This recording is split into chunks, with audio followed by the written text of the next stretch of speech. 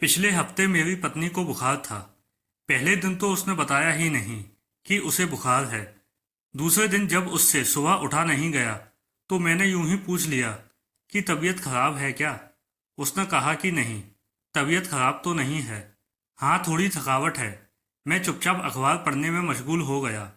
जरा देर से उस दिन वो जगी और फटाफट उसने मेरे लिए चाय बनाई, बिस्किट दिए और मैं अखबार पढ़ते पढ़ते चाय पीता रहा।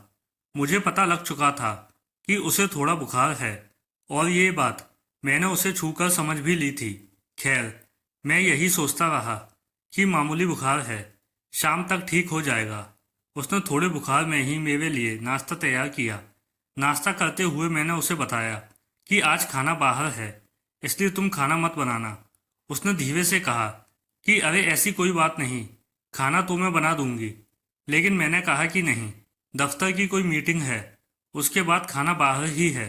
फिर मैं तैयार होकर निकल गया। मैं पुरुष हूँ, पुरुष मजबूत दिल के होते हैं। ऐसी मामूली बीमारी से पुरुष विचलित नहीं होते। मैं दफ्तर चला गया।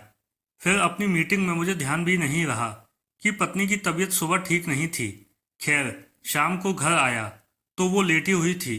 उसे लेटे देखकर भी दिमाग में एक बार नहीं आया कि यही पूछ लूं कि कैसी तबीयत है। वो लेटी रही। मैंने अपने कपड़े बदले और पूछ बैठा कि खाना। पत्नी ने मेरी ओर देखा और लेटे लेटे उसने कहा कि अभी उठती हूँ, बस अब ठीक हूँ। जैसे ही उसने कहा कि मैं ठीक हूँ, मुझे ध्यान आ गया कि अरे सुबह तो उसे बुखार था। खैर, अपनी शर्मिंदगी छुपाते हुए मैंने कहा कि कोई बात नहीं, तुम लेटी रहो। मैं रसोई में गया। मैंने अंदाजा लगाया कि उसने दोपहर में खाना नहीं खाया, क्योंकि खाना तो बना ही नहीं। मैंने फ्रिज से कुछ निकाला, उसके लिए ब्रेड जैम लिया और अपने पति धर्म को निभाते हुए, खुद पर गर्व करते हुए उसके आगे खाने की प्लेट कर दी। पत्नी ने ब्रेड का एक टुकड़ा उठाया, मुझे आंखों से धन्यवाद कहा और मन से कहा कि पति हो तो ऐसा हो, इतनी केयर करने वाला हो। मैंने एक दो बार यूं ही पूछ लिया कि तुम कैसी हो, कोई दवा दूं क्या, और इधर उधर देखता हुआ सो गया। वो अगली सुबह जल्दी उठ गई। मुझे लगा कि वो ठीक हो गई है और मैंने फिर उसके बुखार पर चर्चा नहीं की। मैंने मान लिया कि वो ठीक हो गई है। कल मुझे सर्दी हो गई थी, 2-3 बार छींक आ गई थी। घर गया तो पत्नी ने कहा कि तुम्हारी तबीयत तो ठीक नहीं है। उसने सिर पर हाथ रखा और कहा कि बुखार तो नहीं है, लेकिन गला खराब लग रहा है। ऐसा करो, तुम लेट जाओ, मैं सरसों का तेल गर्म करके छाती पर लगा देती हूँ। मैंने एक दो बार कहा कि नहीं नहीं, ऐसी कोई बात नहीं, लेकिन उसने मुझे कमरे में भेज ही दिया। मैं बिस्तर पर लेटा ही था कि मेरे लिए शानदार काढ़ा बनकर आ गया। अब मेरा गला खराब था तो काढ़ा बनना ही था। काढ़ा पीकर लेट गया। फिर 10 मिनट में गर्मा गर्म सूप सामने आ गया। उसने कहा कि गर्म सूप से गले को पूरी राहत मिलेगी। मैंने सूप पिया तो वो मेरे पास आ गई और मेरे सिर को सहलाने लगी। कहने लगी कि इतनी तबीयत खराब है, इतना काम क्यों करते हो। बचपन में जब कभी मुझे बुखार होता था, माँ सारी रात मेरे सिरहाने बैठी रहती। मैं सोता था, वो जागती थी। आज मैं लेटा हुआ था, मेरी पत्नी मेरा सिर सहला रही थी। मैं धीरे धीरे सो गया। जागा तो वो मेरे गले पर विक्स लगा रही थी।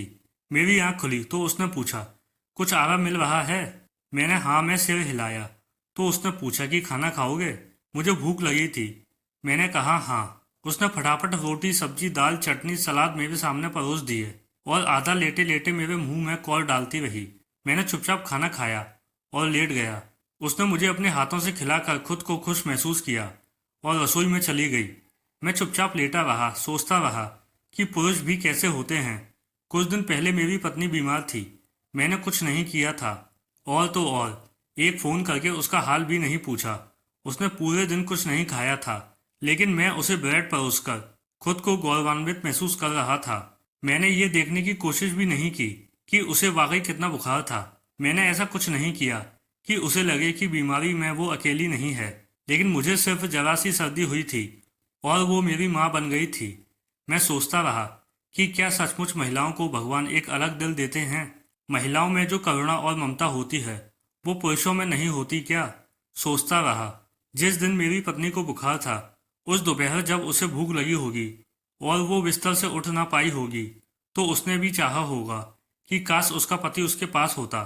मैं चाहे जो सोचूं, लेकिन मुझे लगता है कि हर पुरुष को जीवन में एक बार औरत बनकर ये समझने की कोशिश करनी ही चाहिए कि सचमुच कितना मुश्किल होता है एक औरत होना, माँ होना, बहन होना, पत्नी होना।